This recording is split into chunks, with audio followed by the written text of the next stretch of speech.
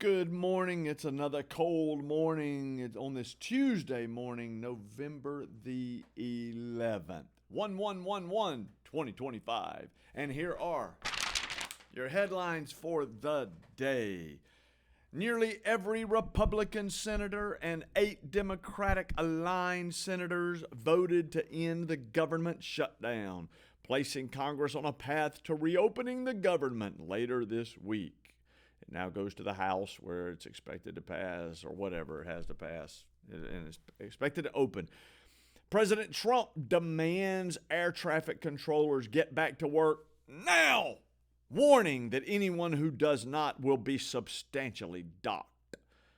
Quote, for those air traffic controllers who were great patriots and didn't take any time off, as he capitalized, any time off for the Democrat shutdown hoax, I will be recommending a bonus of $10,000 per person for distinguished service to our country. President Trump yesterday hosted Syrian President Ahmad al-Sharaa in what officials call a historic step toward testing renewed diplomacy after years of war. Not sure how I feel about this. Syrian president, a year ago, he was a terrorist thug. Now he's a respected president just because they took over the Syrian government. It's weird. He was like a ISIS Taliban terrorist nut. President Trump said, we want to see Syria become a country that's very successful. I think this leader can do it. He has had a rough past. Terrorist. And I think, frankly, if you didn't have a rough past, you wouldn't have a chance. Terrorist. President Trump praises the great big beautiful bill. I'm assuming this is the great big beautiful bill that's going to get the government rolling again. Quote, no tax on tips, no tax on Social Security, and no tax, very importantly, on overtime. He said, we have tremendous goodies in there. President Trump on the 50-year mortgage proposal. All it means is you pay less per month. You pay it over a longer period of time. The problem was that Biden did this. He increased the interest rates. And I have a lousy Fed person who's going to be gone in a few months. President Trump also said we will have over $20 trillion come into our economy, and it's largely because of my election, but it's also largely because of tariffs. War Secretary Pete Hegseth announced 2 additional airstrikes against alleged drug smuggling vessels in international waters. The 2 attacks bring the total number of Trump administration airstrikes against alleged drug vessels to 19. Washington State University suspends course examining evidence for gender medicine after LGBTQ activist complaints. Now you would think, I had to look into this because you would think LGBTQ would be happy with a course at a university examining evidence for gender medicine. But the problem is the evidence they were finding did not paint the picture LGBTQ activists wanted.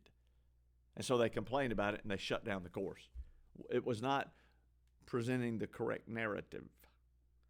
The course from the Society for Evidence-Based Gender Medicine offers guidance on the benefits, risk, and ethical considerations of medical interventions for gender dysphoric youth. So see, because it also examines the risk and ethical considerations, we can't do that. Sounds like it tried to do a perspective that would have been positive for all sides or something. I don't know. Benefits, that's good for LGBTQ people. But risk and ethical considerations, no, we can't do that. It addressed the series, the course addressed topics such as transgender identities and the brain, misconceptions in youth gender medicine, and the international debate around hormone treatments for gender dysphoric youth. But you can't talk about any of that. So they shut it down. The International Olympic Committee will enact a new policy that will prohibit transgender female athletes from competing against biological women, according to multiple reports. That's good news. The Supreme Court, on the other hand, has shut down a former Kentucky clerk's bid to undo I can't know how to say Obergefell versus Hodges, the landmark 2015 ruling that legalized same-sex marriage. So the Supreme Court had a chance to do with same-sex marriage what it did with Roe v. Wade, abortion, overturn it. But they decided to not overturn it. I don't know, did they even hear the case? I don't know. But they gave no explanation, and there were no dissents. That means the whole Supreme Court was in favor of not doing it. This is interesting. Last one. Elon Musk once called America the new Rome. Now the tech titan is putting $1 million toward a digital renaissance of archaeology aimed at reimagining life in ancient Rome with the potential to rewrite history books. Very interesting. Especially because now, and I know there are two, when it comes to Bible prophecy and the tribulation period and the Antichrist and all that stuff, some people think it'll be as a revived Roman Empire. That's what I always thought, because that's just what I always read and was taught. I've moved away from it as much as I used to be, but I'm still open to it. And this is interesting. Elon Musk called America the new Rome, revived Roman Empire. The idea of the Antichrist leading a revived Roman Empire.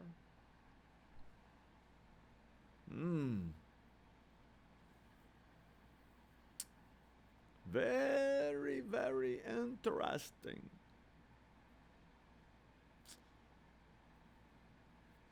That's all I got. God bless you. I hope you have a good day. Stay warm. It's going to be warm. 20 degrees warmer tomorrow almost. Wow. And hope to see you at church tomorrow night.